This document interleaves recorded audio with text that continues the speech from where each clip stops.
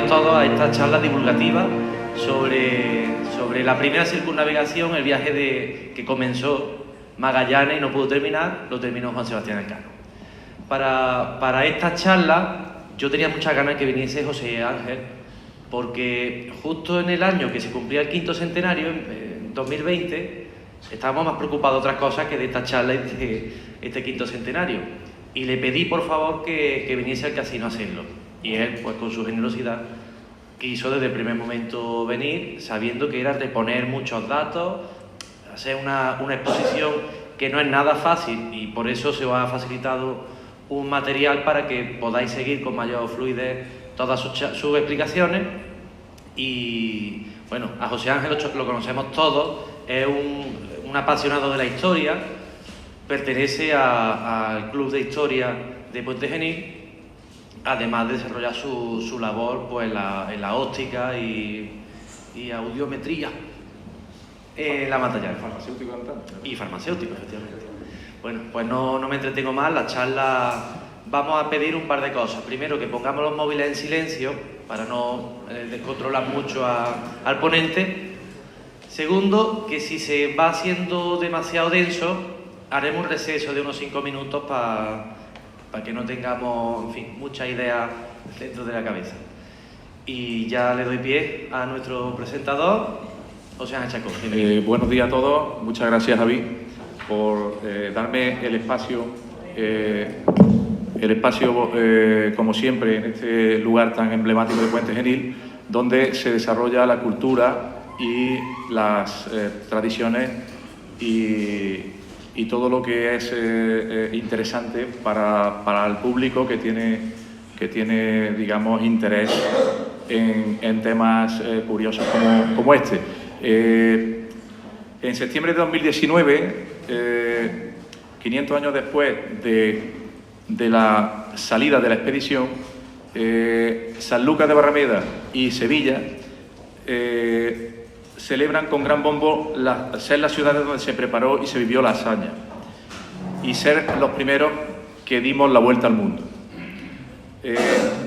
Esta conmemoración causó mucho interés en mí y surgió de ella una primera conferencia en 2020 que se celebró aquí en Puente Genil en tiempo de pandemia, pero que hoy tengo el gusto de repetir, mejorándola y añadiendo algunos datos interesantes de última hora, porque es un tema muy candente, muy digamos, donde todavía están surgiendo muchísimas publicaciones, incluso biografías de muchos de los supervivientes del viaje, y creo que estamos todavía a tiempo de poder celebrar, porque creo que esta conferencia no es otra cosa que una celebración, y de esa manera nos la tenemos que tomar todos, porque vamos a disfrutar un rato de lo que fue una gesta española.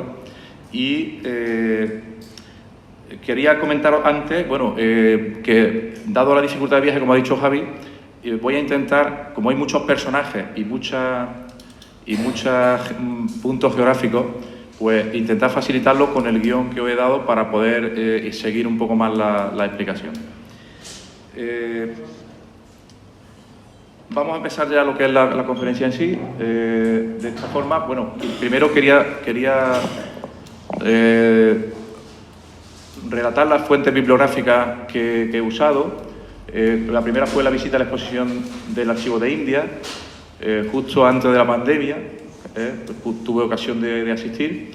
Después, en ese mismo tiempo, pude leer la novela La Ruta Infinita, de Calvo Pollato, que vino aquí también a presentarla justo antes de la primera conferencia mía. Justo hace unos días también pude leer el cómic de la misma editorial, también de Calvo Pollato, ilustrado con ilustraciones de Pilar Pascual, muy recomendable, porque es una joya a nivel histórico y además muy divulgativo para público joven y no tan joven, porque a mí la verdad que me ha encantado leerlo. En el canal de Historia se produjo también una celebración muy importante, porque fueron una serie de 6 capítulos, la primera vuelta al mundo, justo en la salida de la expedición en septiembre del 19. También he tenido como fuente la revista Andalucía en la Historia El diario de Pigafetta es fundamental para este viaje, lo que pasa es que es larguísimo y tiene muchísimas, digamos, referencias geográficas que ya, bueno, nos agotarían prácticamente el poder hablar de ellas. Yo simplemente he cogido algunos datos interesantes y últimamente también se ha editado una página web impresionante con más de 1 millón de visitas de Tomás Mazón, un señor creo que es de Burgos o Salamanca, no sé. Justo en este año se ha publicado la web y además es interesantísima. Habla un poco desde el punto de vista del canon, pero bueno, tiene también muchísimos datos relevantes, nuevos para mí, que he incluido en esta conferencia. Había un libro ya muy antiguo de Stefan Zweig, Magallanes, el hombre y su gesta, que bueno, es lo que hace relatar de una forma mucho más sensible lo que es la gesta humana del personaje de Fernando Magallanes. Y también en el año 2021, para que veáis un poco cómo todo esto se ha ido añadiendo casi después del 2020, que fue cuando hice la primera, pues salió un libro también muy interesante, La botica en la expedición de Magallanes, de Cecilio Venegas y Antonio Ramos, doctores en farmacia, de editorial Taberna Literaria, que ya se centra mucho más en lo que son las especias y todo lo que son las propiedades medicinales de las especias, que por eso fueron tan solicitadas en esa época. Y luego pues también me baso un poquito en la película de animación El Cano Magallanes para que algunos fotogramas, donde en algunos pasajes del viaje no habíamos podido incluir ninguna imagen, pues hacemos algunos fotogramas para poder rellenar esas zonas del viaje que eran interesantes de plasmar de forma gráfica. Aquí os dejo el libro, os dejo lo que es la película y vamos a centrarnos ya en lo que era el motivo de la expedición. La especia. El objetivo de Magallanes, con su idea, era encontrar una ruta comercial alternativa para traer las especias a Europa. Por ejemplo, el clavo, su precio era 7 veces el del oro. El clavo es anestésico local, en dolores de muela, en aquel momento era muy solicitado, es aromático, ahí tenemos también una muestra, ¿no? Que alguien quiere luego coger algún clavito porque es de un olor intensísimo, además lo conocemos en cocina. Es conservador de alimentos, una de las cosas más importantes por las que se solicitaba, y era porque la carne pasada pues se podía, digamos, se podía comer mucho mejor con el olor de clavo y poder aprovecharse. Y aparte, pues como tiene eugenol, pues también era conservante de la propia carne. Como curiosidad farmacéutica, diremos que el clavo contiene 80 miligramos de vitamina C por cada 100 gramos. A partir de ahora, si hablamos de esta cifra, son miligramos por cada 100 gramos. La canela el clavo solamente se encontraba en aquellos tiempos en las Islas Molucas, en Tidore y Ternate y otras 3 islas más, que ahora describiremos. Pero las dos más importantes, Tidore y Ternate, vayan sonando un poco los nombres. Ahora ya lo que es la canela es de Indonesia, muy cerca de donde se produce el clavo, de las Molucas. La canela es antiinflamatoria, antibacteriana, tiene poquita vitamina C, pero bueno, es, como ya conocemos, de un valor incalculable a nivel culinario.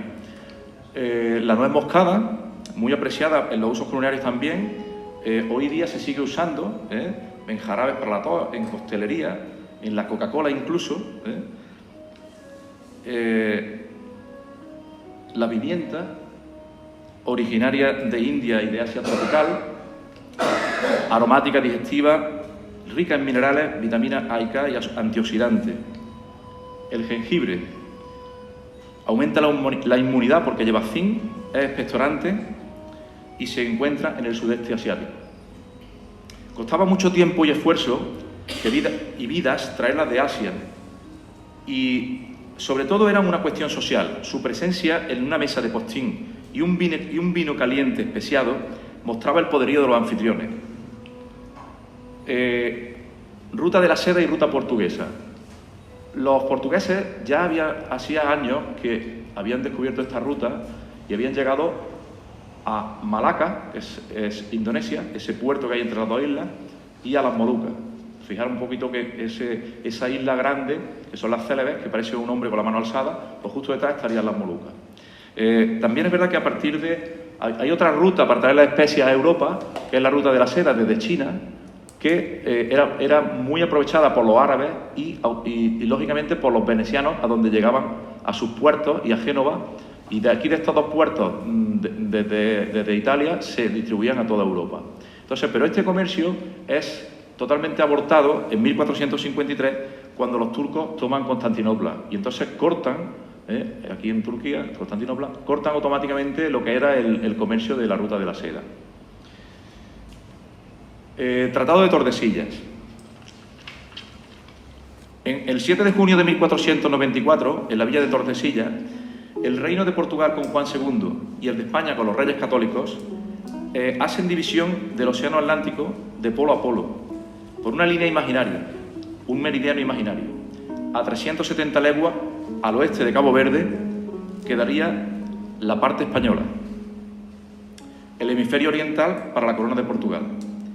Y así se dividía y se delimitaba las conquistas que podrían realizar ambos estados. Explicamos levemente, bueno, la isla de Cabo Verde con la isla de Santiago aquí, que luego tendrá relevancia también, porque veremos que este viaje es todo cíclico. Aquí empezamos una cosa, luego volvemos a ella. Por lo tanto, los momentos cíclicos trataré de dejarlos un poco claros para que disfrutéis un poco del viaje. Pues esta es la isla de Santiago, es de donde se empieza a demarcar 370 leguas y se corta justo aquí un meridiano imaginario hasta dar la vuelta al mundo. Entonces,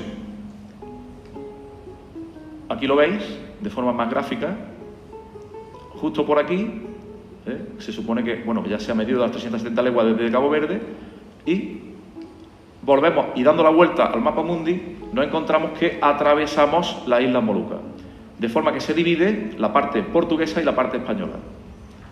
Pero curiosamente, fijaros, deteneros un segundo, depende de si el meridiano se sitúa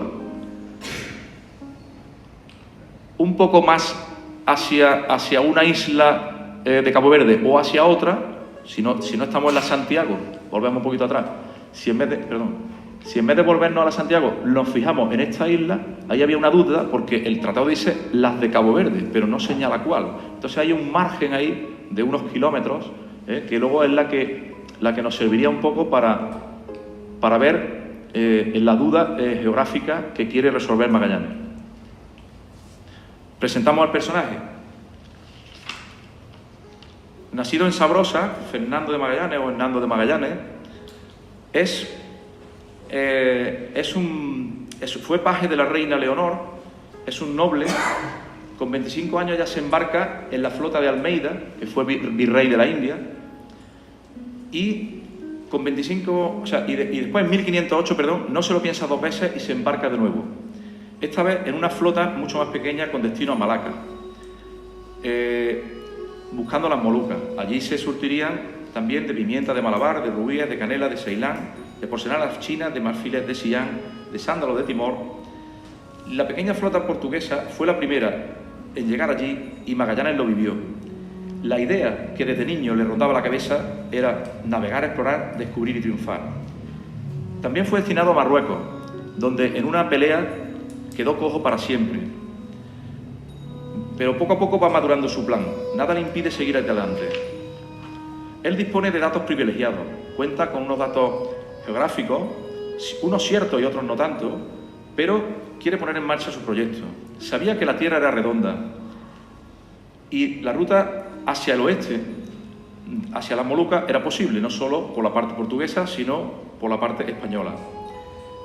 Se equivocaba en sus dimensiones, pero él seguía con su idea. Sabía que Núñez de Balboa había descubierto el Mar del Sur, en Panamá, el hoy llamado Pacífico. Magallanes tenía conocimiento cartográfico por su amigo portugués Ruiz Faleiro, un reconocido cartógrafo, y creía que a la altura de la bahía del Río de la Plata encontraría un paso hacia el Mar del Sur. Para ello acude al rey de Portugal, al rey Manuel, que lo desprecia después de haberle servido muchos años. Pero él ya está decidido. Y como no puede en Portugal, Magallanes, tenaz y testarudo, no se rinde y prueba suerte en España. Los funcionarios de la Casa de la India de Lisboa presentaban las bodegas de los barcos para evitar descargas fraudulentas, porque todo pagaba impuestos al rey.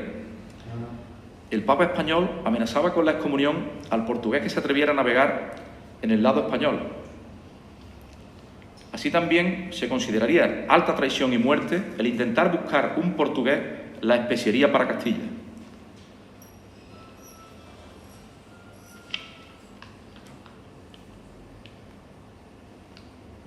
Fijamos dónde están las Molucas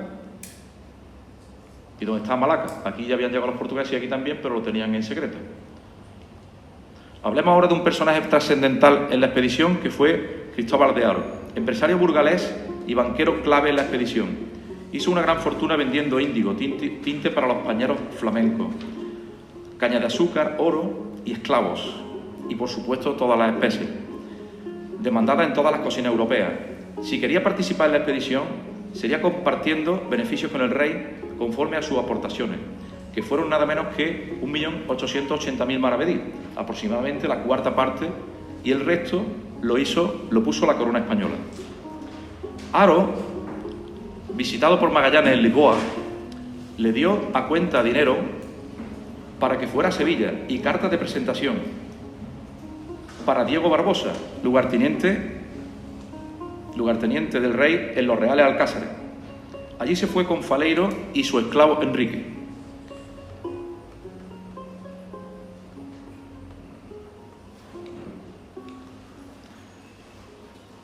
Magallanes llega a Sevilla en octubre de 1517 y Sevilla cuenta con 70.000 habitantes. Allí conocería a Juan de Aranda, factor de la Casa de Contratación, y al canónigo Sancho Matienzo, importantísimo porque le va abriendo puertas a Magallanes para la visita al rey. Veamos cómo se produce en Valladolid la reunión con el rey. El obispo Fonseca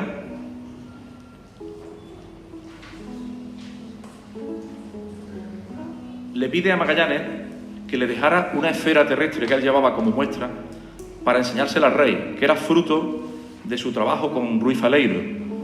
Y además tenía convencimiento de que eso es lo que al rey le haría apoyar su expedición. El rey diría: no me interesa la calidad del dibujo, sino su veracidad. Al final consiguen el 22 de marzo de 1518 en Valladolid firmarse las capitulaciones del rey Carlos con Magallanes y Faleiro. La firma doña Juana, la madre del rey Carlos.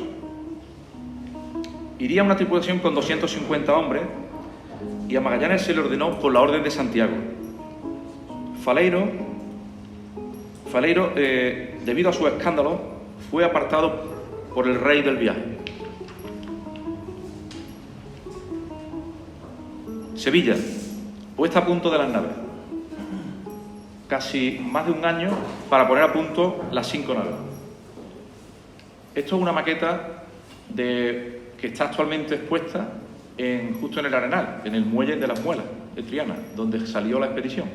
Es muy gráfica porque muestra todo lo que fue lo que era pertrechar las naves. O sea, se cargaba ganado, se hacían arreglos de carpintería, se calafateaban, que echarle brea para que no se crearan vías de agua, y es la forma de que ahí estuvieron casi un año pertrechando las naves. Esta es la Sevilla del siglo XVI, un mapa con las giraldas y el aspecto que tenía, el tráfico tremendo por el Guadalquivir. Las cinco naos son puestas a monte en la orilla trerera del Guadalquivir para realizar una revisión minuciosa de sus cascos. Se cambiarían velas, cabullerías, y son puestas a punto con un coste de 910.000 maravedís. Juan Sebastián Elcano. Antes de entrar en el personaje de Juan Sebastián Elcano, quiero relataros una conversación muy interesante que tuvo lugar en el muelle de Arenal, en el muelle de las Muelas, entre Magallanes y el embajador portugués que estuvo de visita para intentar boicotear la expedición.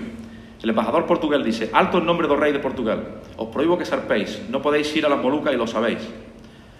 Magallanes: vos tenéis razón, la ruta del este es portuguesa. Embajador: por tanto nuestros barcos son los únicos que pueden traer a Europa las especias. Magallanes: pero nosotros no seguiremos la ruta portuguesa, buscaremos una nueva ruta hacia el oeste. Embajador: eso no puede ser, no hay ruta hacia el oeste, encontraréis la muerte. Magallanes: o la gloria. Os prometo que os llevaré a las Molucas. El rey de Castilla tiene tanto derecho como el de Portugal a comerciar con las especias. Embajador: sois un traidor, Magallanes. Magallanes: y ahora, si me permitís, tengo mucho trabajo. Entramos ya en el personaje clave de Juan Sebastián Elcano. Antecedentes de Juan Sebastián Elcano. Estuvo a punto de no embarcar porque se le intentó detener por haber vendido una nao suya a unos saboyanos, por no recibir el dinero del sueldo real. Al final se le permite embarcar, esta es la inscripción del puerto, se le permite embarcar por la necesidad de Magallanes de tripulantes expertos que no había en Andalucía, ni estaban dispuestos a jugarse la vida por el sueldo que se les daba. Elcano era un maestre de una familia de clase media de Guetaria y había hecho muchísimos negocios por el Mediterráneo y era un buen conocedor del mar. Aquí está un texto original del Archivo de India de lo que era ya la inscripción de las tripulaciones. Puede leerse, aunque sea difícilmente en castellano antiguo: Hernando de Magallanes, Esteban Gómez, piloto de Su Alteza, León de Espeleta, escribano, y así Gómez de Espinosa, alguacil, y tantos otros, Francisco Albo, contramaestre. Y ahora veamos un poco también lo que son las nacionalidades. Españoles 147, portugueses 20, italianos, franceses, griegos, belgas y alemanes, y algunos de naturaleza también desconocida. 247 tripulantes en total, repartidos en 5 naves. Por provincia, la mayor provincia que aportó a la expedición fue Huelva, con 31, seguida de Sevilla, Vizcaya, por supuesto, los vascos buenos navegantes, burgaleses y de otras provincias.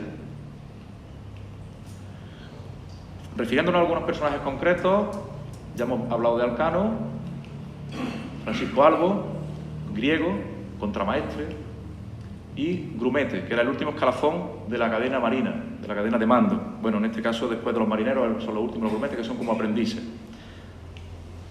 Estos son una foto de los 5 capitanes saliendo ya para embarcarse. Magallanes en el centro, con su esclavo Enrique, Quesada, Mendoza, Serrano y Juan de Cartagena, veedor real o representante del rey en las naves. Aquí, aunque sea un poco extenso, pero por una curiosidad, simplemente lo que fue, digamos, los pertrechos alimentarios de la expedición. Bueno, aquí veis, después de muchísimas cosas no perecederas, para que aguantasen meses en el barco, pues tenemos también aquí hasta membrillo de Puente Genil. Bueno, también llevaban animales vivos, que iban sacrificando conforme iban avanzando en el viaje. Así 8 vacas, carneros, capones. Aguada de San Lucas también cogieron, y luego otra de las Islas Canarias, lo veremos ahora posteriormente, y por supuesto armas, porque no sabían lo que se iban a encontrar. Para comerciar con los nativos, sí es muy curioso, cuentas de vidrio de distintos colores que eran llamativas para los indígenas, paños y telas de llamativos colores, espejos súper cotizados para los indígenas, cuchillos de mala calidad que, como no existían en la isla, pues eran bien recibidos, y muchas baratijas que tenían aceptación en los nativos. Aquí un poco lo que son los instrumentos de navegación, como son el cuadrante, el astrolabio, relojes de arena. Y esto me ha resultado muy curioso, lo que era una radiografía de la nave, ¿no? O sea, con todas sus salas, donde estaban las armas y los capitanes, el taller, bueno, animales vivos, bodegas, agua y diferentes alimentos e instrumentos. Bueno, esta fotocopia es la que ya tenéis vosotros, si queréis ir siguiendo un poco. La he tenido que completar a última hora con algunos personajes más que me han parecido relevantes. Al principio la hice un poco más corta, por no cargar un poco, pero luego es verdad que, por ejemplo, los supervivientes tenían mención especial y lo he tenido que incluir todo, y algunos personajes relevantes que a última hora han ido surgiendo y que me parecía también muy curioso nombrar en el folio. Bueno, son 5 naves, se habla de 2 carabelas y 3 naos. Hay gente que dice que no, que son 4 naos y una carabela. La carabela es la más pequeña, la de menos calado, que era la Santiago. Es la que menos tripulación lleva y era la que era como la avanzadilla para cuando había expediciones inciertas o había bajíos para que no se chocara con el fondo. En este caso, la nao Trinidad es la que lleva su capitán general Fernando de Magallanes y la más concurrida de personal. Aquí se puede observar perfectamente la cadena de mando, pues el capitán después lleva el piloto es el que dirige el rumbo, lo que se llama a escuadrilla, que es fijándose en la hora meridiana solar o en la hora meridiana polar, por la noche. Lo calcula con instrumentos de navegación. En este caso es un piloto, un piloto real de Su Alteza Esteban Gómez. Después del piloto estaría el maestre, que obedece al piloto y pone en funcionamiento todo lo que son velamen y timón para que el barco vaya en el rumbo del piloto. El contramaestre ayuda en las tareas al maestre y ya después están los marineros, alguaciles, cronistas y grumetes, ¿no? Aquí, bueno, vamos a presentar a un personaje curioso que sería Antonio Pigafetta, que se embarcó como sobresaliente, o sea, como persona que de entrada pues, no tenía un puesto claro, porque él había servido en galera, había sido, como digamos, un alguacil de galera, muy experimentado, también tenía conocimientos náuticos y a él le gustaba mucho relatar los viajes, era como un periodista de la época. Aquí vemos pues cada nave con sus capitanes, sus escribanos, en fin. En este caso la nao Victoria con su capitán Luis de Mendoza, haremos mención a los capitanes sobre todo, la nave de la Concesión con su capitán Gaspar de Quesada y aquí de entrada se embarca el Cano como maestre de la Concesión. Luego veremos que van a ir cambiando de barco y por lo menos saber el punto de salida. Y en este caso hay una errata, perdonad, Duarte Barbosa era cuñado de Magallanes, o sea, hermano de la mujer de Magallanes, ¿vale? La nao San Antonio con el capitán Juan de Cartagena, veedor real, era como el espía del rey, el controlador de la tripulación. Aquí falta un personaje también importante, que también a última hora lo hemos incluido porque es muy relevante, que es el escribano real Jerónimo de Guerra. El segundo capitán Álvaro Mezquita, Andrés Salmantín, sevillano, también cosmógrafo muy reputado, y maestre Juan Elorriaga, clérigo Sánchez de Reina, y también había otro clérigo que se llama Valderrama, que también aparecerá ahora después en el viaje. Bueno, estas son las 5 naves que zarpan de Sevilla el 10 de agosto de 1519.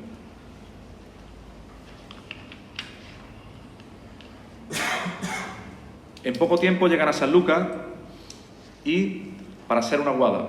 De entrada, este proceso le debería llevar solamente 2 o 3 días, pero parece que permanecen allí más tiempo para evitar cruzarse con una armada portuguesa que había salido a la vez que ellos y quería cortarle el paso. Los capitanes españoles, Cartagena, Mendoza y Quesada, se reúnen en un mesón de Sanlúcar desconfiando ya de Magallanes. La lealtad a nuestro rey está por encima de la obediencia al portugués. Zarpan de Sanlúcar el 20 de septiembre, después de muchísimo tiempo esperando a no cruzarse con los portugueses. Y llegan a Tenerife el 26 de septiembre. Sanlúcar, Tenerife. De allí hacen la aguada, recogen leña y el 3 de octubre ya pasan por la isla de Cabo Verde. Navegamos hacia el sur, hacia el Cabo de las Tormentas. Este maldito portugués nos lleva al infierno. Magallanes convocó en la Trinidad a los capitanes. El maestre Antón Salomón y un grumete eran sorprendidos en sodomía y serían ahorcados. Cartagena exigía un tribunal para defender al grumete, pero Magallanes se negó y ordenó prender a Cartagena y encadenarlo por desacato. Sería encerrado en la Victoria a cargo de Mendoza. Se nombró capitán de la San Antonio al contador Antonio de Coca. Este es Cartagena antes de ser prendido y la forma en que se reunían de barco a barco. Y esta es la discusión que tienen dentro de la reunión de capitanes, donde Cartagena es prendido, ¿vale?, por orden de Magallanes. Cartagena, que era capitán de la nao San Antonio, pues se relega del mando y es sustituido.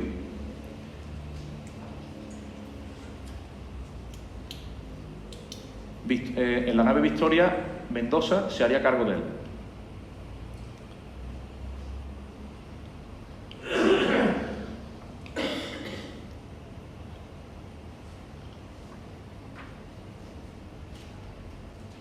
La calma en el Ecuador se prolongó 8 días más, enervando los ánimos de los tripulantes. Los hombres se protegían de un sol inclemente. Cartagena, en la cárcel, tramaba actuar con la ayuda de sus fieles de la San Antonio y de la Concesión. En ese momento avisaron a Elcano que venía una tormenta. De cara a la tormenta es como mejor se afronta. Las olas llegan a cubierta y hay una vía de agua en la Concesión que se escora. Carpintero, duela, bomba de achique, estopa, calentad el alquitrán, relámpagos y rayos, fuego en el palo mayor. Es el fuego de San Telmo, es el fuego santo. Y el temporal fue amainando. El cielo se fue aclarando. Lloraban sin poder contener la emoción. Magallanes ordenó que se celebrase una nueva misa de acción de gracias y habían desaparecido 14 hombres. Siguieron navegando y solo la pesca aliviaba la monotonía de las galletas y el queso y el tocino. Lo peor era la escasez de agua. Por fin, el 29 de noviembre de 1519, tierra a la vista, llegaron al cabo de San Agustín, lo que ya era el Portugal, o sea, el Brasil actual.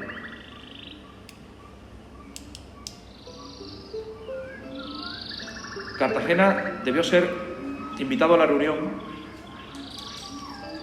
pero Magallanes argumentó que lo había desposeído de sus cargos. El 13 de diciembre de 1519 desembarcaron y aparecieron los primeros indígenas. Había que tener en cuenta lo que le había pasado años antes a Díaz de Solís, que había desembarcado y había sido devorado por caníbales. Desembarcan y le recibe un jefe con gran tocado de pluma y allí les obsequiaron con piña, boniato, la primera vez que lo veían y lo probaban, gallinas, huevos y trozos de carne. Allí pasaron en un paraíso la Navidad y se bautizó al jefe con el nombre de Fernando. Cuentas de vidrio, cuchillos, espejos se cambiaron por pepitas de oro o por la compañía de nativas. El 27 de diciembre de 1519 partieron y llegaron al Río de la Plata. Un río que medía 17 leguas, imposible de remontar.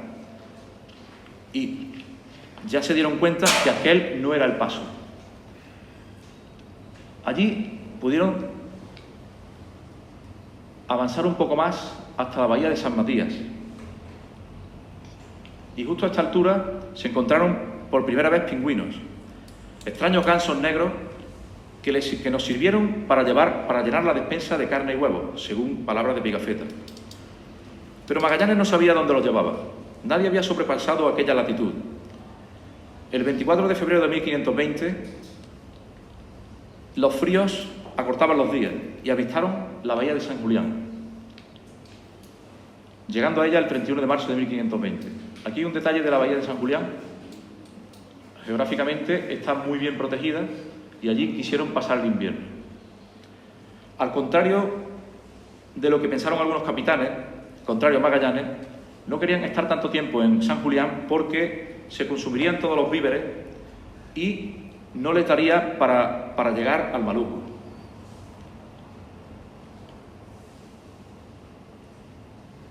De pronto, Cartagena es invitado a almorzar a la Trinidad, pero no iría. la cosa estaba cada vez más tensa. Arrestaron a Carballo en la Concesión. Ahora os ruego un pelín de atención porque el motín es una de las partes más complejas del viaje.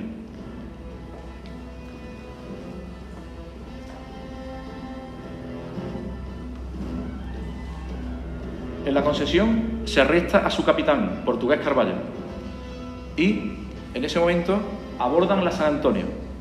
O sea, ahí, con esquifes o barcas, se aborda de esta nave a esta nave. Las naves rojas son las amotinadas, las naves amarillas serían las afines a Magallanes. En ese momento que abordan la nave, se produce un enfrentamiento en el que el Orriaga, el maestre, se opone al motín y es asesinado. La mitad de la San Antonio se unió al motín.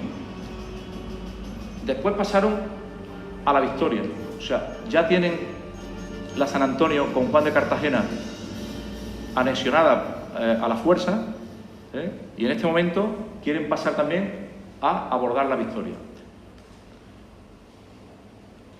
En este momento ya hay 3 de las 4 naves amotinadas. Cartagena envía un recado a Magallanes diciéndole que se rinda, que ellos ya tienen las 3 naves en su poder. Magallanes, para ganar tiempo, le contesta de vuelta que lo espera por la tarde en la Trinidad para discutir los términos. Pero en realidad lo que hace es una maniobra genial, porque manda a un esquife con hombres armados justo a la Victoria, que por sorpresa, le pillan por sorpresa, y el alguacil Gómez de Espinosa le dice a Mendoza: te llevo una carta de Magallanes, quiero subir a bordo, y le dejan subir. Error garrafal, porque Gómez de Espinosa se abalanza sobre Mendoza y lo mata. Entonces, por el otro lado de la nave, llega Duarte Barbosa, cuñado de Magallanes, y controlan ya toda la Victoria a favor de Magallanes. El motín ha sido neutralizado. En este caso, se rinde Cartagena y sus afines. Después de la muerte de Mendoza, ya las 3 naves amotinadas se rinden. Este es el abordaje de los tripulantes de la Trinidad, abordaje sorpresa a la Victoria que no esperaban. En este caso, Cartagena es encarcelado, de ahí los grilletes, y Gaspar de Quesada, los dos causantes del motín, y Luis de Mendoza, que estaba compinchado con ellos, en este caso ya ha muerto. Magallanes volvía a controlar la escuadra, y con más poder. Condenaría a Quesada por traición y sedición, y por haber matado a El Orriaga. A Juan de Cartagena y a Pedro Sánchez de Reina, el capellán, cómplice, se les perdonó la vida y se les condenaba al destierro. Para los demás 40 encausados y amotinados, penas menores, aunque en los casos del Cano y San Martín, su perdón no fue misericordia, sino necesidad de no quedarse sin maestro. Se nombró capitán de la Victoria al portugués Cristóbal Ravelo. Magallanes ordenó levantar una cruz en un cerro. En aquella tierra encontraron gigantes a los que llamaron patagones, por llevar los pies recubiertos de pieles. Bautizaron aquel lugar como la Patagonia. Realmente se trataba de la raza de los tehuelches, de buena estatura, que por lo visto se alimentaban de guanacos, que solían cazar. Y como lo describió Pigafetta al verlos por primera vez, este animal tiene la cabeza y las orejas de mula, el cuerpo de camello, las piernas de ciervo y la cola de caballo, cuyo relincho imita. Seguimos con el viaje. El 3 de mayo de 1520, la Santiago, nave de avanzadilla, sigue hasta la bahía de Santa Cruz. Siguen buscando el paso, pero tienen la mala suerte de topar con una tormenta fuerte. Abandonan la carabela y a 40 leguas del puerto de San Julián, unos 200 kilómetros, vuelven con todo lo que le queda de nave. Pero tenían la gran noticia de que habían sobrepasado los 52 grados de latitud. Y en agosto de 1520 la escuadra zarpó de nuevo. Le sorprende una nueva tormenta. ¿Qué debemos de hacer? Debemos parar otro tiempo más, dijo Elcano, consultado por Magallanes. Reemprenderían la marcha el 19 de octubre, unos días después, de 1520, y, por fin, después de las tormentas del puerto de Santa Cruz, llegarían al Cabo de las Mil Vírgenes. En un par de días ya descubrieron la nueva entrada.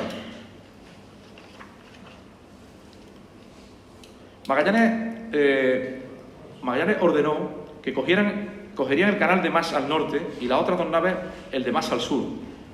Tras 2 días navegando, Magallanes encontró una bahía sin salida.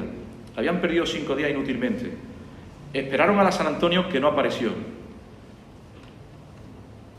Por los estrechos canales vieron unas fogatas que seguramente las hacían los indígenas y le llamaron a esta tierra la Tierra de Fuego, que hoy día se sigue denominando así. Magallanes tomó una nueva decisión. Recorreremos esta agua una semana. Si no encontramos la salida, pondremos rumbo a España. Por fin, el 27 de noviembre de 1520, justo el día que cumplía el plazo, y gracias a la insistencia del Elcano, en la concesión gritaron «Mar abierto». Los hombres abandonaron sus tareas y de júbilo empezaron a llorar. Eran los primeros que encontraban el paso y una nueva ruta para las especias.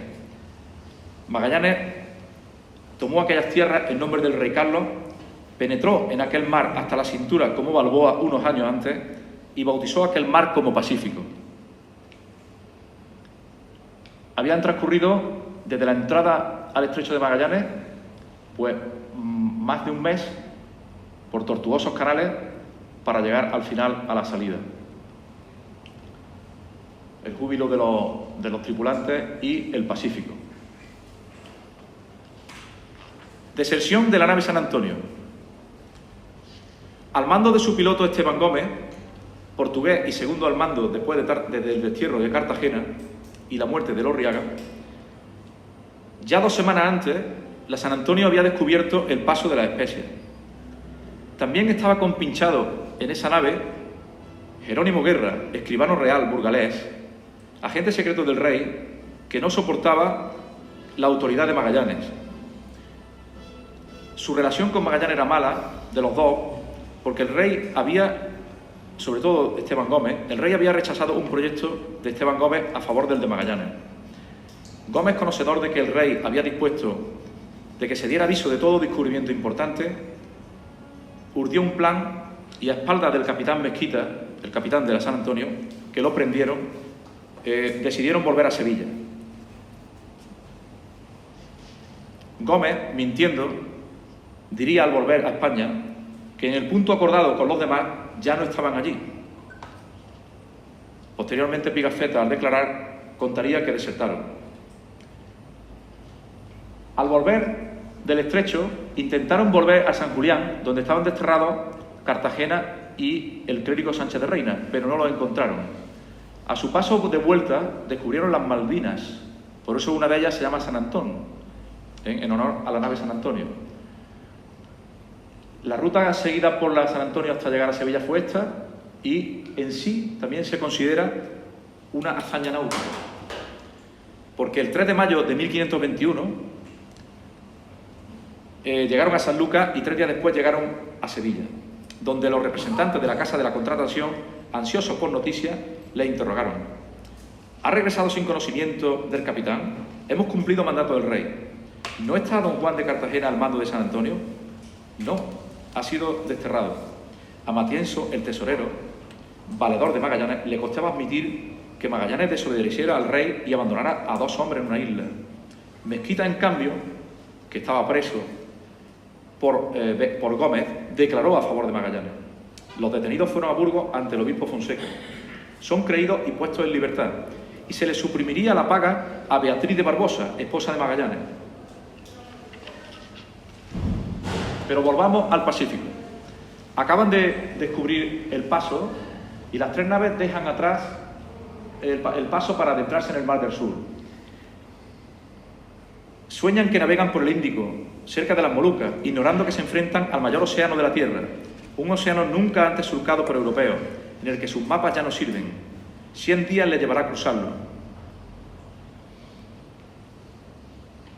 Fijaros la inmensidad y los 100 días de navegación.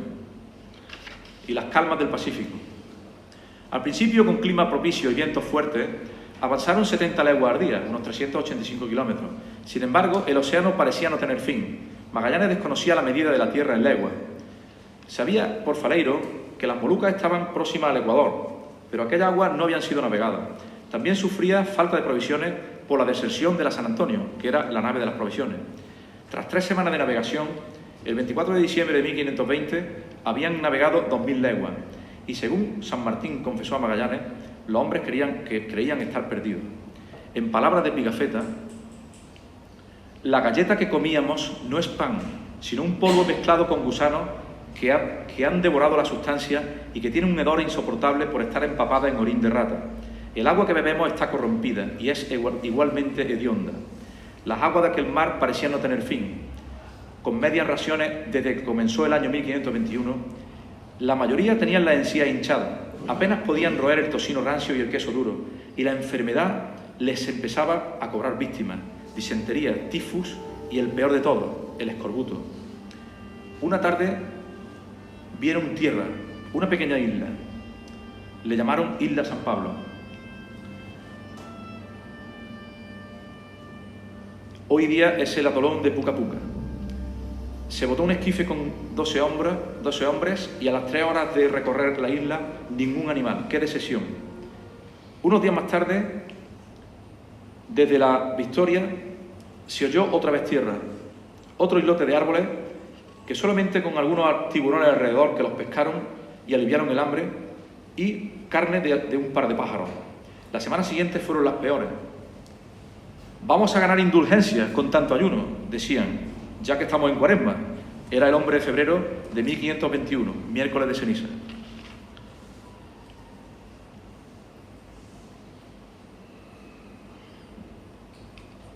El escorbuto, la peste de las naos, fatiga, depresión, inflamación de encías, inflamación de articulaciones, hemorragia interna y muerte. Conclusiones sobre el escorbuto. Ni las carnes ni los pescados tienen vitamina C. Tal vez el hígado o riñón de rata, en tal caso, pudo proporcionar algunos miligramos de ella, salvando alguna vida. No se sabe.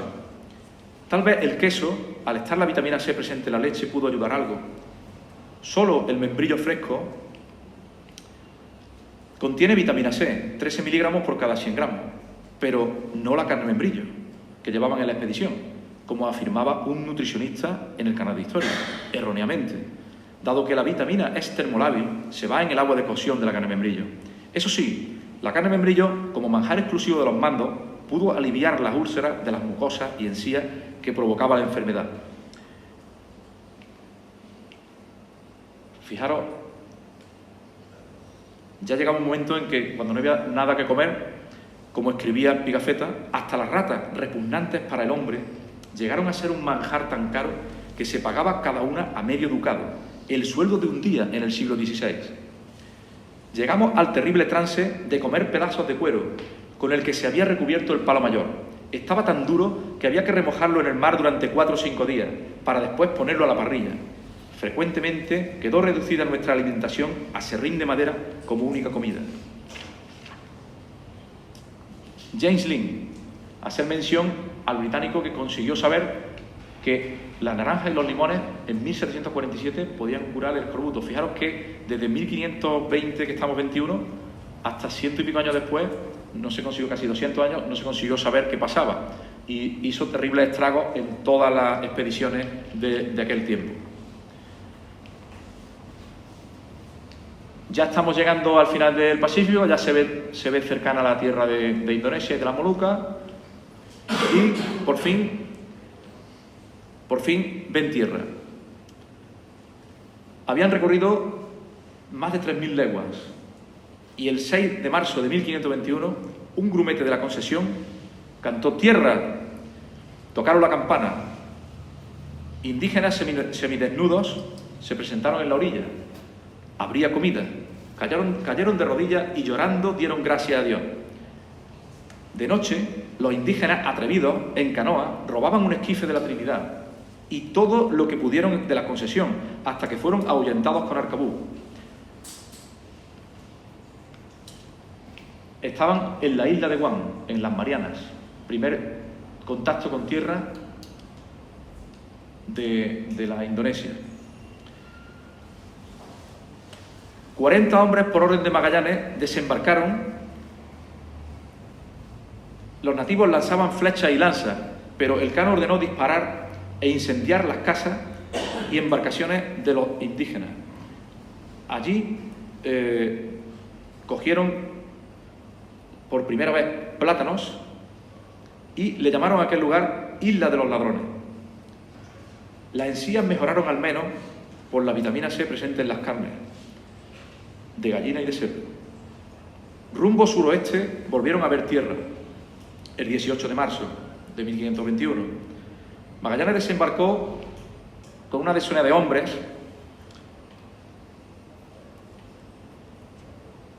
y lo recibieron con acatamiento, llamándole su atención sus espejuelos, que cambiaron por cocos. Allí probaron por primera vez los cocos y también intercambiaron baratijas por piezas labradas en oro. El esclavo Enrique actuó de truchimán al hablar una lengua parecida y les dijo que el rey de España era muy poderoso y debían prestarle vasallaje. Así preguntaron al Rajá Calambú, el rey de aquella isla, dónde estaban las islas de las especias, pero no obtuvieron una respuesta clara. Llegaron a ese archipiélago el día de San Lázaro y así lo bautizaron. Son las actuales Filipinas.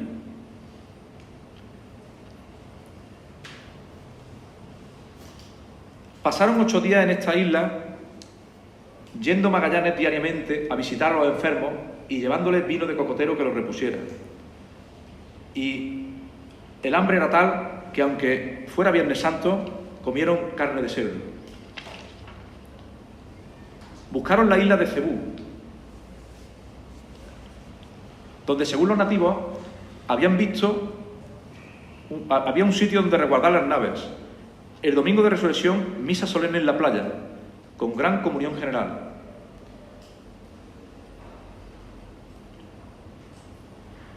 Allí en Cebú, su rey se llamaba Humabón. Era bajito y gordo y con pendientes de oro, y rodeado de mujeres que tocaban música.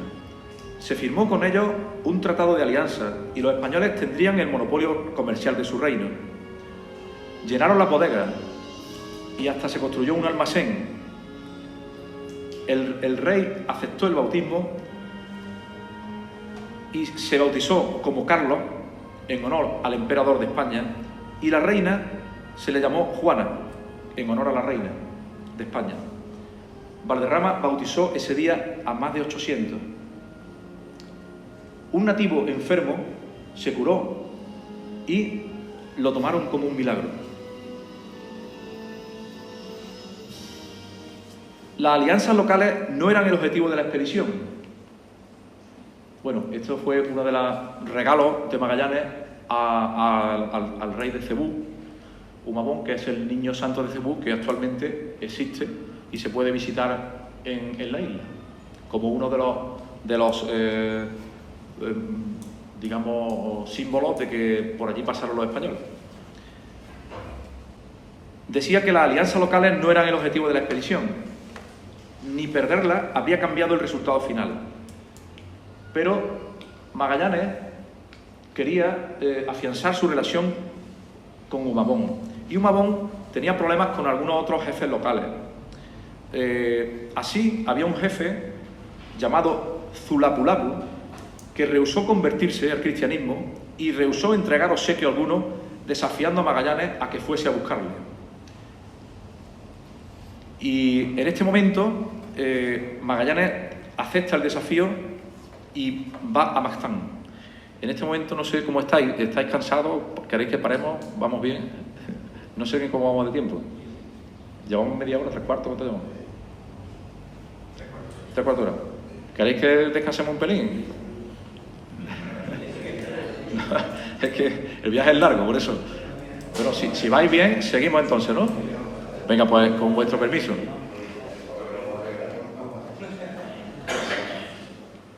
Batalla de Mactán.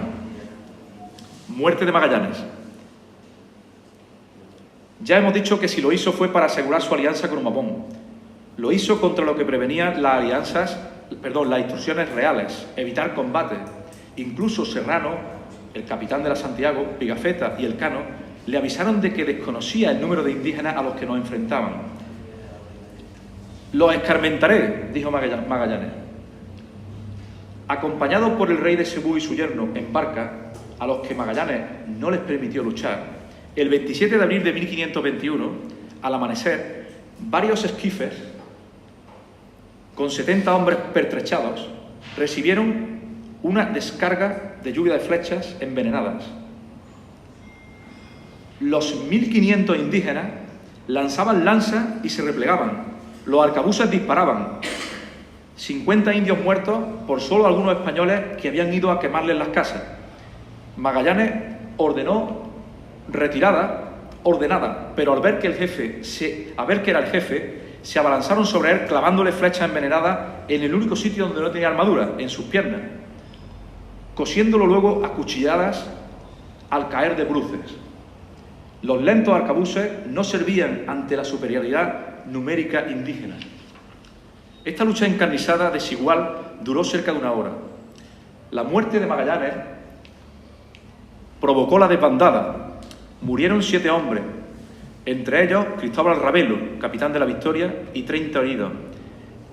Al esclavo Enrique, al cual no se le veía muy afectado, y al cual Barbosa, cuñado de Magallanes, le negó la libertad prometida por Magallanes a su muerte,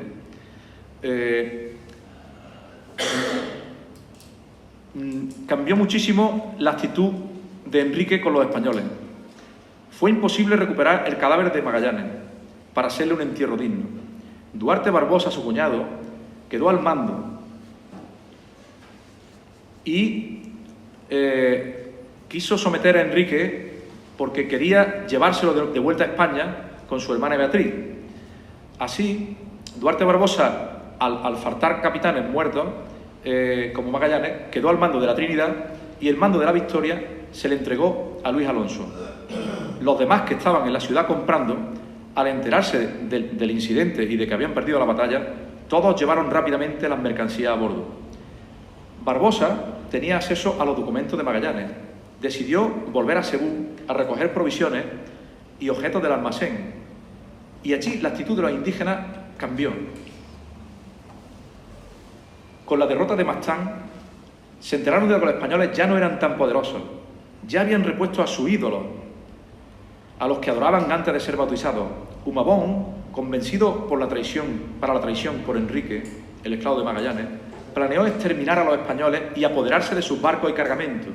Hizo creer que le haría entrega de unas piedras preciosas para el rey de España y los invitó a un banquete a los capitanes españoles.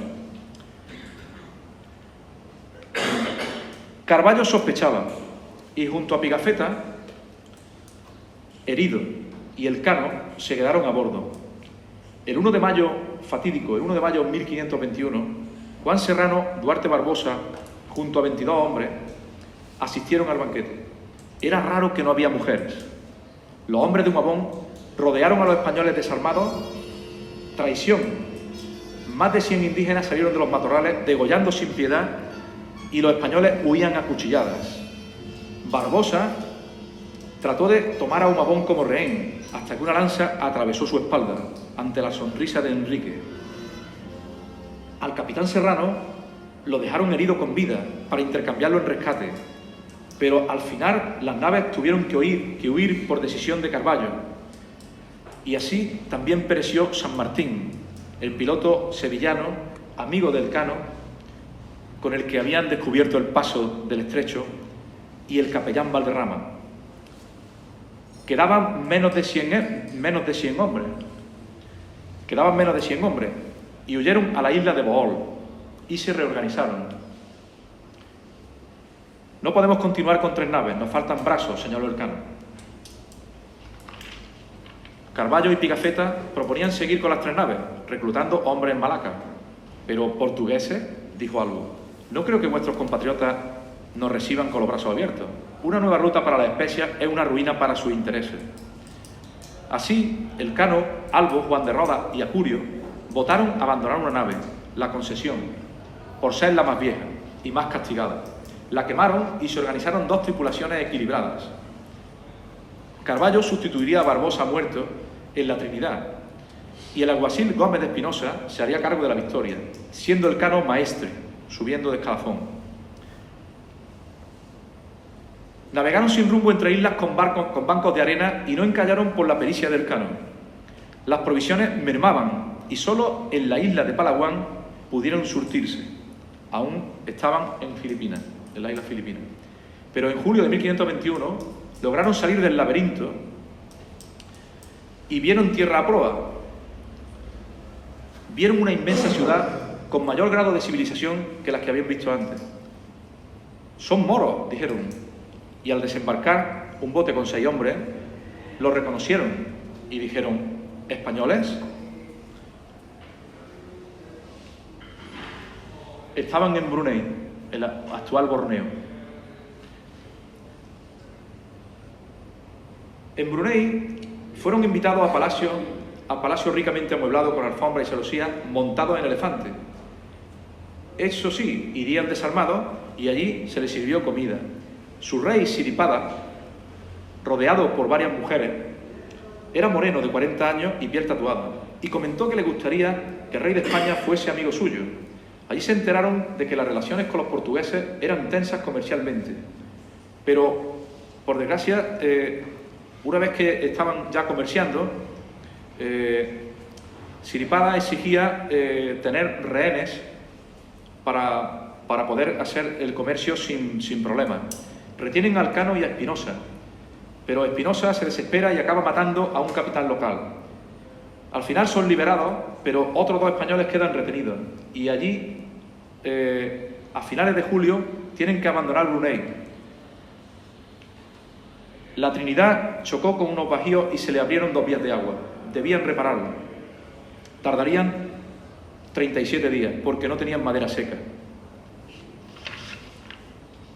Gómez de Espinosa depuso del mando a Carballo, por asaltar juncos, barcos de indígenas y robarles. Las naves de Castilla no eran piratas.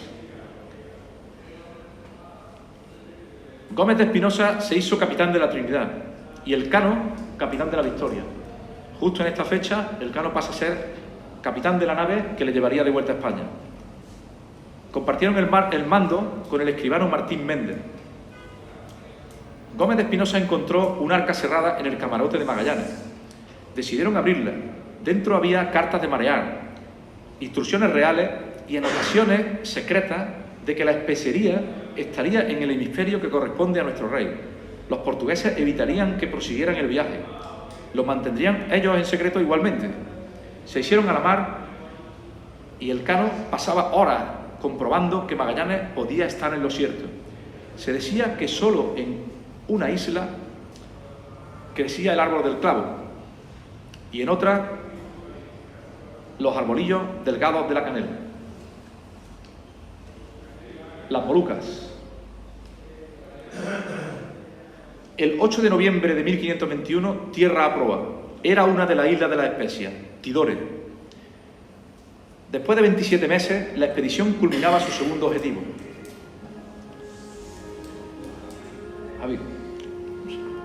El 8 de noviembre llegan a Tidore y Espinosa le contaría al rey Carlos: «Señor, no tenga vuestra sacra majestad en poco las islas del Maluco, porque son vergeles los mejores que hay en el mundo».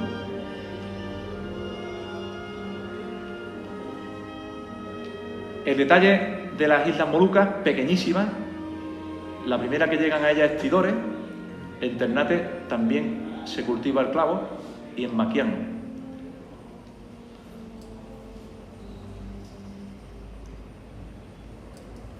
En Tidore sus baratijas desataron la alegría de los nativos. Su rey, Almansor, esta es la panorámica de Tidore al llegar, su rey Almansor aceptó firmar un tratado de amistad con el rey de Castilla, al que ofreció varios presentes.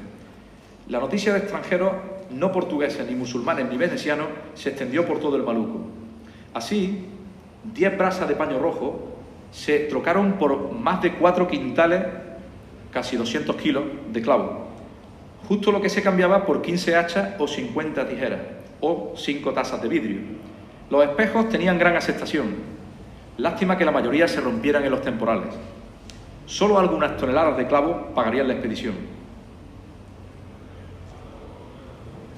Cuando ya no quedó más que darle, el rey de Tidore, que tenía un harén, les pidió las 3 mujeres que habían raptado en Brunei y los indios que le llevaban a la reina de España, y tuvieron que dárselo. También les pidió al ser musulmán que por favor matasen los cerdos que llevaban en las naves, porque para ellos eran repugnantes. A cambio, les darían cabra y gallina. Recibimiento en Tidore, en el palacio de Almanzor, y se firmaron las paces comerciales del Maluco. Os hago una pequeña descripción de lo que es el árbol del clavo. Se cría en los montes de las islas que hemos mencionado de las Molucas, con una altura de 10-12 metros. El clavo es la flor del árbol, que empieza blanca, después, cuando va madurando, se vuelve roja, y cuando se desprende en este estado, se deja secar y se vuelve ya marrón, con el aspecto que podéis ver ahí, que todos conocéis. Este es el clavo de olor, tan cotizado y por el motivo de la expedición. Y estos son los aparatos recolectores tanto de clavo como de nuez moscada de los indígenas.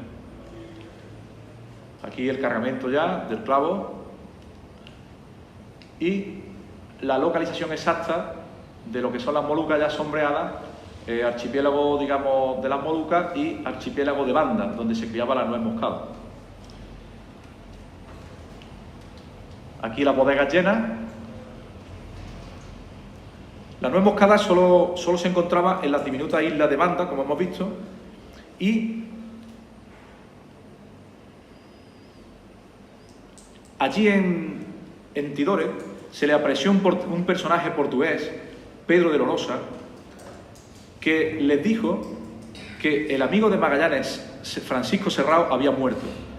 Francisco Serrao fue uno de los que impulsó a Magallanes en su expedición, porque ya había estado en las Molucas y conocía su ubicación. Entonces, basándose en esto, Magallanes fue el que se ilusionó con ir a las Molucas de parte de España. También este Pedro Lorosa le avisó de que raudo venían hacia las mismas Molucas 6 naves portuguesas de Diego López Sequeira para cazarlo. Y dirían: nosotros hemos llegado desde el Levante, cumpliendo el Tratado de Tordesillas, ya, pero os impedirán regresar a España. Las naves se prepararon y Elcano confirmó que al menos una parte de la espacería quedaba en el hemisferio de Castilla. Levaron ancla el 18 de diciembre de 1521, pensando en llegar en 3 meses otra vez a América, a Sudamérica, a la Tierra de Fuego. Pero la Trinidad tuvo dificultades para avanzar. Una vía de agua inundaba su bodega. Almanzor, que siempre mostró buena disposición con los españoles, dispuso buzos expertos que buscaran la vía de agua. Por lo visto, con el pelo largo de los indígenas, buceando al lado de las naves, por presión negativa, el pelo se le tiraba del pelo y sabían dónde estaba justo la vía de agua y así la localizaban. Pero en este caso tuvieron mala suerte y no la localizaron. Entonces se toma una decisión importantísima. Elcano dijo: la victoria seguirá en solitario, pero no lo haré por el Mar del Sur, sino por la ruta portuguesa, evitando los monzones. Es una locura, nos hundirán, dijeron el resto de la tripulación, pero los vientos nos favorecen y podemos dar por primera vez la vuelta al mundo. Quien quisiera formaría parte de esa tripulación y lo haría voluntariamente, así hasta 45 hombres. La Trinidad, una vez reparada con Gómez de Espinosa al mando, llegaría a Castilla del Oro lo que es el actual Panamá, en el otro sentido. Este era el propósito inicial, que cada uno saliera en una dirección. En el año 1522 se estrenó con fuerte tormenta que lo arrastraría hasta los arrecifes.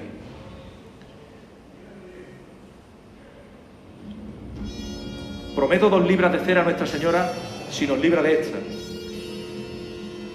Por fin salieron de ello y el 26 de enero llegaron a Timor, donde compraron comida y sándalo blanco, apreciado por su aceite medicinal.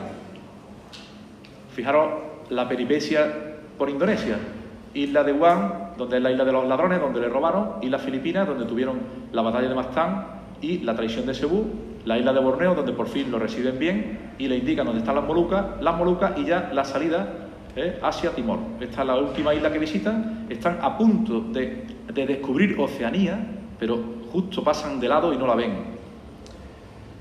Aquí en Timor es donde compran sándalo, apreciado por su perfume en Europa, y salen de Timor el 15 de febrero de 1522 sin apartarse de las islas, y muy a disgusto de Pigafetta, que no había visto aún bastantes cosas prodigiosas, pero poco a poco solo el océano rodea a la nave y su inmutable azul. Durante semanas ni un barco, ni una voz, el vacío. Desesperados, querían cambiar de rumbo e ir a los enclaves portugueses, como eran Goa, Calcuta, Mombasa y Mozambique. Pero se encuentran con la dureza del Índico.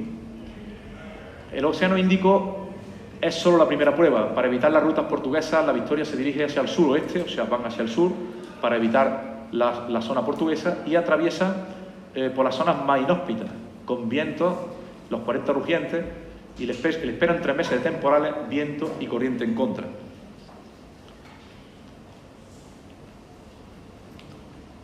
Elcano se arriesga a un encuentro con portugueses y por fin avista la costa africana.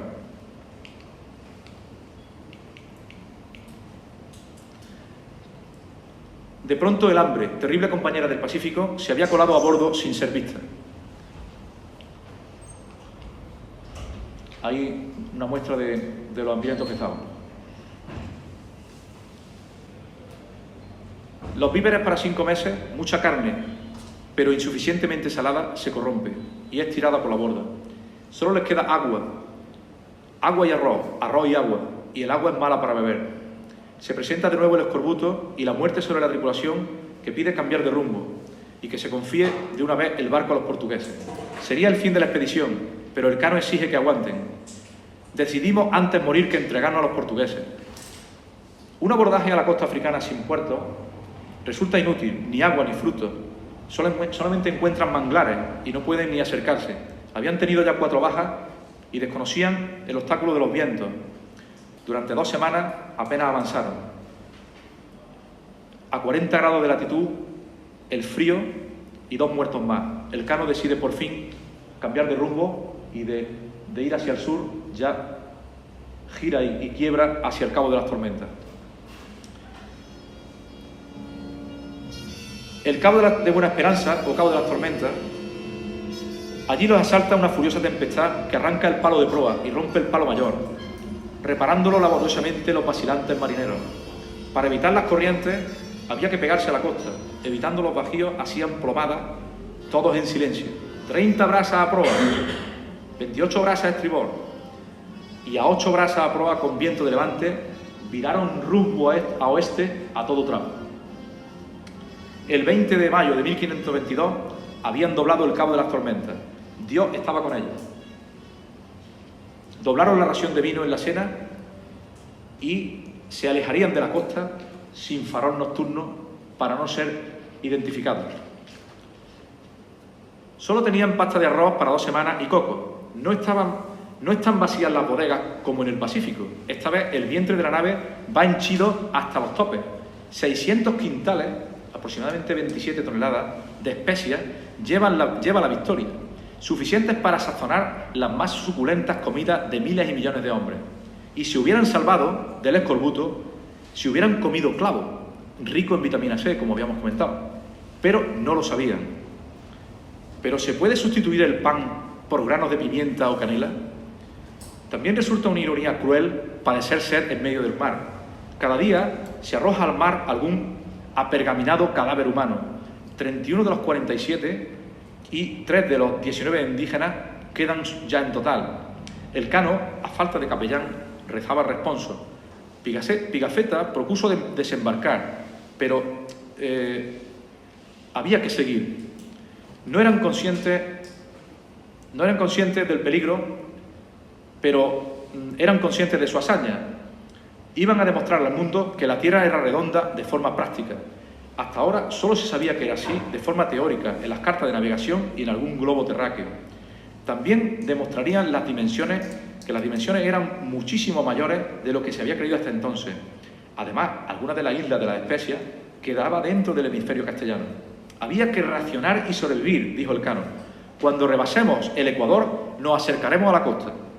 Solo así podremos decirle a los portugueses que venimos de América, cruzando el Atlántico, siendo creíbles. Los vientos de sudeste nos ayudarán. El Cano le inspiraba una confianza que no habían sentido desde que murió Magallanes. Con solo una comida al día, las ratas volvían a convertirse en un manjar por el que pagaban ducado. Así, el 24 de junio del 22, Albo, gran cosmógrafo, le dijo a Elcano que habían cruzado el Ecuador. Al observarlo, ya se observaba la estrella polar que solamente se ve en el hemisferio norte. Estamos a 10 grados de Cabo Verde. Y el 9 de julio de 1522 avistaron la isla portuguesa de Santiago.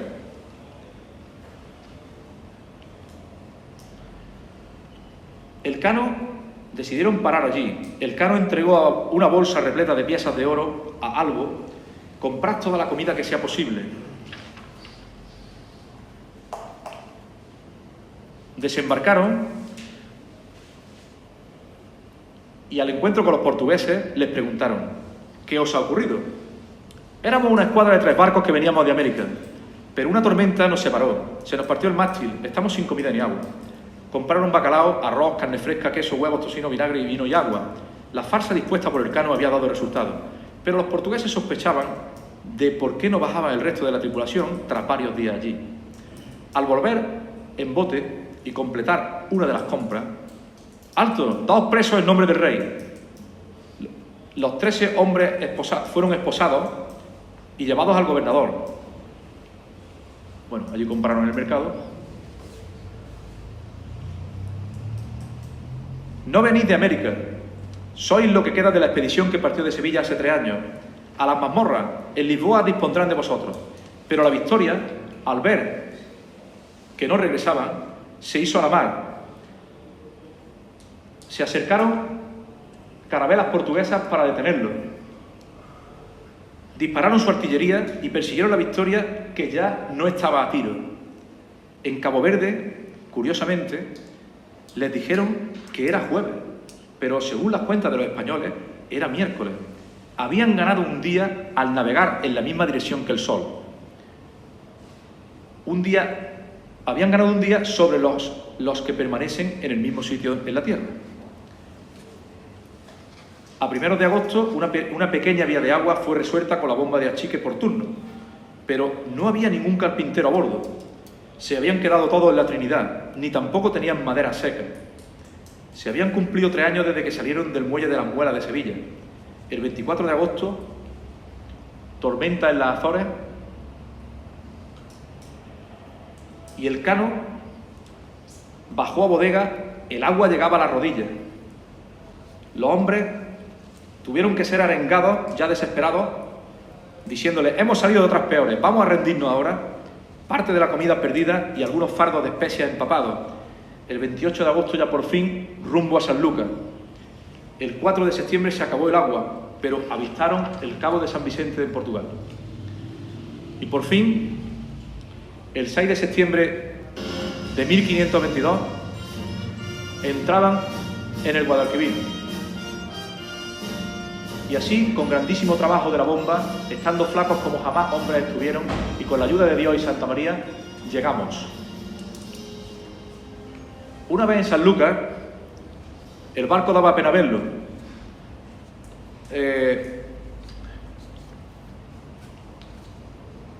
Un hombre con barca, Pedro Sordo, sanluqueño, que los vio, los socorrió tirando de ellos para que pasaran la barra. Una vez en Sanlúcar, los atendieron. Pobres hombres, lo que habrían pasado. Aparecieron hombres del cabildo municipal y el administrador del duque de Medina Sidonia y un clérigo y subieron a bordo. Comida, un médico, agua. Hacía tiempo que se habían dado por perdidos todos los barcos. Sabían que habían encontrado el paso, pero ignoraban que habían llegado a la especiería y que habían dado la vuelta al mundo. Carne, pescado fresco, agua fresca, vino blanco y pan del día. Debían comer con moderación al estar enfermos. Debían remontar rápido hacia Sevilla, pero las velas eran jirones. El cano pidió ayuda a la embarcación La Valerosa para ser remolcado río arriba. La arribada, impacto y balance. El cano y sus hombres sufren lo indecible en la última etapa. Debilitados, perseguidos, sin descanso en las bombas de achique, dan un largo rodeo por las Azores para evitar los alisios contrarios. En septiembre de 1522, Sanlúcar y Sevilla reciben a los 18 supervivientes. El largo viaje ha concluido. El impacto en Castilla y en toda Europa enorme.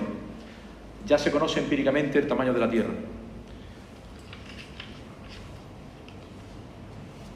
Llegando ya a Sevilla, entrando en el muelle de Triana, con la Torre del Oro al fondo, y la imagen más famosa del viaje, los 18 supervivientes españoles más 3 nativos. Los nombramos aquí. Juan Sebastián Elcano, capitán de la Victoria.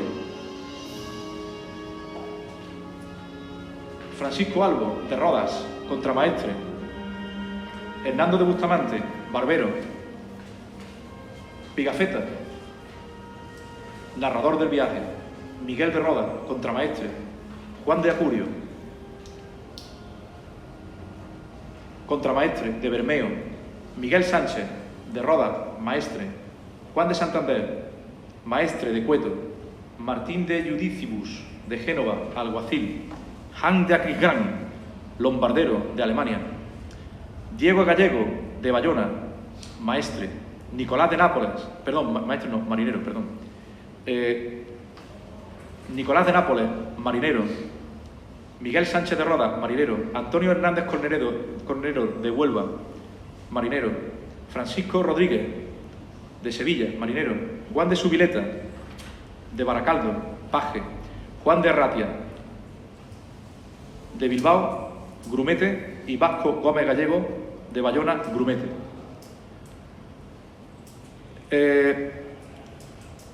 Al llegar, deberían comparecer ante la Casa de la Contratación. Debéis dirigir a Su Majestad el Rey Carlos un relato, con los pormenores de la expedición. Elcano, lo primero que quiero son 100 libras de cera. Mi hombre y yo hemos de cumplir una promesa antes de poner pie en tierra. A media tarde en fila, escuálidos y descalzos, con la ropa hecha jirones, fueron descendiendo de la Victoria todos portando cirios.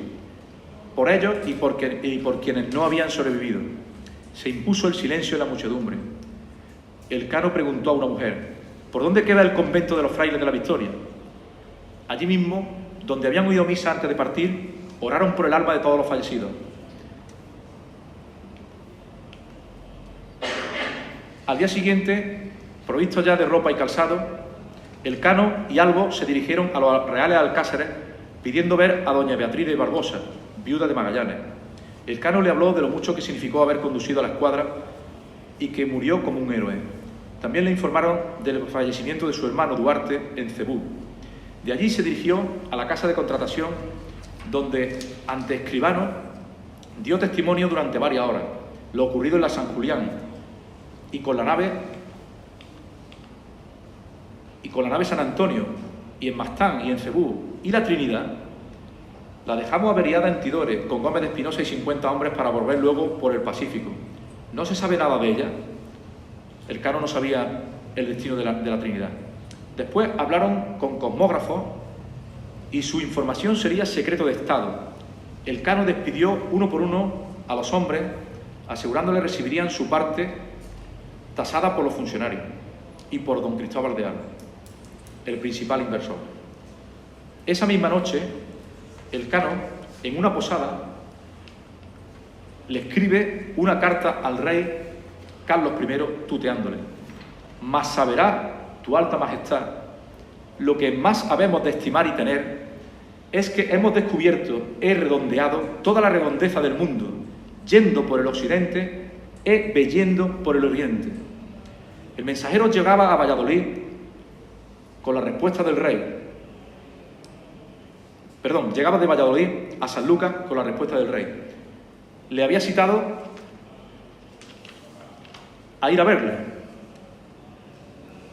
Y lo recibió Fonseca en Valladolid y le dejaba al Elcano la posibilidad de acompañarlo con 2 hombres más.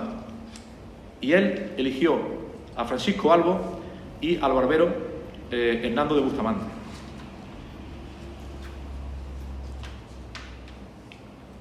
Allí, ante el rey, don Carlos, que apenas tenía 22 años, don Carlos les preguntó y se interesó muchísimo por qué había sido de los abandonados, Juan de Cartagena y el clérigo Sánchez de Reina, y por los detalles del paso del Estrecho y la batalla de Mastán y la muerte de Magallanes, la traición del rey de Cebú y el destino de la Trinidad, y que en la especiería, le comentó el cano, no había peligro, como decían los portugueses. Pero la versión del cano no coincidiría con otras informaciones. Por ejemplo, con la de Pigafetta, que ya había estado en la corte, y de allí se iría a ver al rey de Portugal y al rey de Francia. El rey se enfadó mucho al saber que en Cabo Verde habían quedado 13 hombres presos. Tras 2 horas de interrogatorio, el monarca preguntó: ¿habéis determinado la posición geográfica de la especiería? Sí, majestad. Parte está en el hemisferio de Castilla. Si eso se confirma, supondría un desastre para Portugal y perdería el control de la ruta de las especias, comentó Carlos I. Albo sacó su cuaderno, el famoso derrotero de Albo, que está en el archivo de India, donde describía con precisión el viaje con latitud y longitud de muchos puntos. Majestad, la Tierra es mucho más grande de lo que creíamos. 1 grado de esfera terrestre son 22 leguas, 105 kilómetros, y todas las aguas del planeta se comunican. El perímetro de la Tierra son más de 8.000 leguas. Esta expedición, dijo el rey, que vos, Elcano, habéis culminado, es la más importante tras que Colón llegara a la India. Habéis encontrado el ansiado paso, habéis abierto otra ruta a la especiería, establecido que parte de ella sea nuestra y habéis dado por primera vez la vuelta al mundo completa. Fueron recompensados con 300 ducados y a audiencia pública con 200 personajes importantes del reino. A Elcano le quedó una renta de 500 ducados anuales sobre los fondos de la Casa de la Contratación de La Coruña, recién creada. Y le dio un escudo de armas propio, que decía así: primus circundedisti me, el primero que me circunnavegas. En detalle, el escudo de armas consta de una torre de oro sobre fondo rojo, se dice, aquí ha salido un poco así, pero bueno, era rojo, y, curiosísimo, 2 palos de canela, 3 nueces moscadas, enarboladas por granos de clavo. Hagamos cuentas. Balance económico de la expedición. Elcano, en su carta al rey el 6 de septiembre de 1522, anuncia que venimos del Moluco, traemos 593 quintales de clavo y más cosas, y hemos llegado a 18, más sabrá tu alta majestad que lo que más hemos de estimar y temer es que hemos dado la vuelta al mundo. De la venta del clavo, algo más de 3 quintales se le dieron a los frailes mínimos de la Victoria. Ahí hacemos la conversión de ducado a maravedí. El maravedí es la moneda de uso común en la época, y el ducado pues es la moneda de pagos grandes. Entonces ya se puede hacer la cuenta de que el clavo vendido a Enrique Heinger por 7 millones y pico de maravedí, y la venta total de las especias fue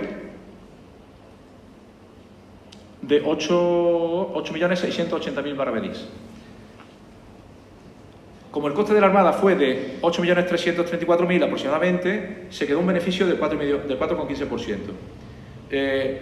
No fue un gran beneficio, pero sí que por el impacto que tuvo el viaje, pues sí que fue mucho más lo que dejó detrás y lo que descubrió que el impacto económico. Pero como el rey siempre estaba en guerra y necesitaba dinero continuamente, unos años después de muchos litigios, hubo también lo que se llamaba el acuerdo de la Junta de Badajoz-Elvas, o sea, reuniones previas en España y en Badajoz, en el límite entre los dos reinos, en 1524, donde estuvo presente el Cano, pues se litigaba todavía por si parte de las Molucas era española. Y entonces, por fin, como fruto de esos desacuerdos, al final, después de años de deliberación, se produce el Acuerdo de Zaragoza el 2 de abril de 1529 y Carlos V empeñó o vendió las Molucas a su cuñado Juan III de Portugal por 350.000 ducados. Es triste que abandonase la reivindicación, pero el negocio real fue a través del Acuerdo de Zaragoza. La nave Victoria siguió navegando. En 1523 salió a la venta pública por 285 ducados. Por lo visto, las naves que iban a América no podían tener menos de 100 toneles, pero la Victoria, solamente con 85 toneles de volumen, pues consiguió volver a embarcarse hacia América.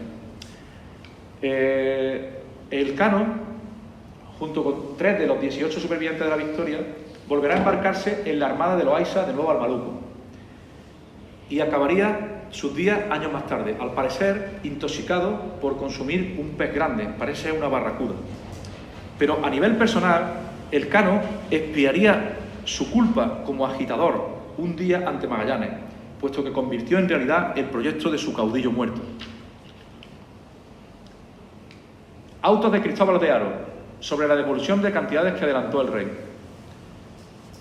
Haro había invertido en la Armada de Magallanes no solo animado por sus réditos, sino por las condiciones ventajosas de las que disfrutaría en el futuro para comerciar con la especiería. Cuando en 1529, por el Tratado de Zaragoza, Carlos V ya perdió la Moluca, se frustraron las ambiciones de Haro, quien reclamó por vía judicial el perjuicio derivado. A partir de ahí, la corona se fijaría como meta la ocupación de Filipinas y de la ruta de contacto entre la América española y Filipinas. Y en 1542, con López de Villalobos, se produce un viaje infructuoso. Y no es hasta 1564, con Legazpi, donde ya se instaura la ruta de América con Filipinas.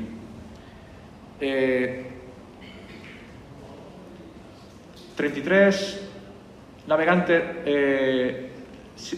dan la vuelta al mundo, 32.000 millas recorridas, 127 fallecidos y 115 supervivientes, porque no solo son los 18 que llegan en la Victoria a Sevilla y San Lucas, sino los desertores que habían llegado a Sevilla y a San Antonio, los apresados en las Molucas, que unos siguen viviendo, lógicamente, y los apresados en Cabo Verde, que por gestiones del rey Carlos vuelven en poco tiempo, se supone que unos meses, a España.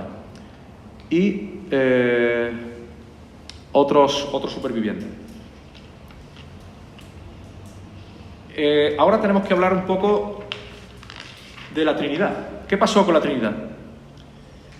La Trinidad, incapaz de navegar, ya visteis que estábamos aquí ubicándolo un poco, estábamos en las Molucas, donde había salido el Cano hacia el Índico, camino de España por la parte portuguesa, pero este es el camino de llegada de Magallanes por primera vez, es simplemente para delimitar lo que se intentó hacer después. Una vez en las Molucas, la Trinidad, una vez reparada, quiso retomar el viaje para llegar a Panamá, pero debido a los fuertes vientos y las tormentas no lo consiguió y se vuelve a las Molucas. Así, dirigidos por el capitán Gonzalo Gómez de Espinosa, el maestre Juan Bautista y el piloto León Pacado, sin dejar de luchar contra los vientos contrarios, descubren islas nunca antes halladas por europeos, como las Palaos y alcanzan el paralelo 42 norte. A la altura de la isla de Hokkaido. A punto están de descubrir el tornaviaje de Asia a América, pero agotados por las interminables tormentas, el frío y las enfermedades deciden regresar a las Molucas, donde llegan a final de octubre de 1592. Con 1000 quintales de clavos, fijaros, la Victoria llevó 500 y pico, casi 600. Pues fijaros si la Trinidad hubiera conseguido el tornaviaje, el negociazo que se hubiera hecho para la corona española, pero no se consiguió. Y eso que le habían tenido que descargar un poco para poder navegar bien. Tras fallecer 31 hombres en el mar, los 17 supervivientes de la Trinidad son apresados en Ternate, en una de las islas Molucas. Gonzalo Gómez de Espinosa, Ginés de Mafra y Pancado son liberados por el emperador y vuelven a España. Gonzalo Gómez de Espinosa se le asignó una nueva nave al Maluco, pero se anuló la expedición. Entonces se le asignó un puesto de visitador en la Casa de la Contratación. Comentaba que, bueno, este es el destino de las naves. Hay una nave que queman, que es la Concesión, otra nave que es la Trinidad, que es apresada, de ahí los grilletes, y este es la ruta completa de todo el viaje. Conclusiones de la primera vuelta al mundo. Fue el inicio de la globalización porque para que existiese, primero había que conocer el mundo entero. El barco de la Victoria realmente llegó cargado de conocimiento, nuevos nombres geográficos, Patagonia, Tierra de Fuego, nuevas razas y nuevas lenguas, nuevas especies de animales, guanaco, pingüino, y nuevos alimentos como la piña, el boniato, el plátano y el coco, y sobre todo especies. Sevilla se convertiría en la ciudad más importante de Europa, donde iban europeos de todos los países en busca del nuevo conocimiento que llevaba del Nuevo Mundo. Fueron tantos los cambios generados por la expedición que le debemos mucho a estos dos hombres, Elcano y Magallanes, pero mientras Elcano fue recompensado con honores, dinero y gloria, los herederos de Magallanes no recibieron nada. Será Pigafetta quien mantenga viva su memoria al publicar 2 años más tarde su diario en varias lenguas. El mayor regalo que nos dejó Magallanes fue conocer las verdaderas dimensiones de la Tierra y que era posible darle la vuelta. Esta proeza tan grande para los medios de su época ha sido comparada con la carrera espacial del hombre a la Luna. En palabras de John Fitzgerald Kennedy, en 1962, nos hacemos a la mar de este nuevo océano porque existen nuevos conocimientos que adquirir y nuevos derechos que ganar. Muchas gracias y espero que os haya gustado.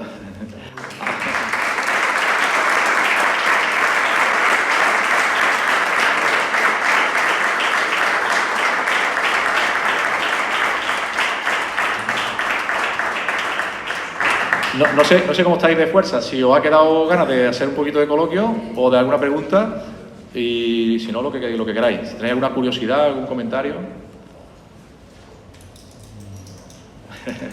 ¿Ha quedado todo claro? Pues muchas gracias y hasta la próxima.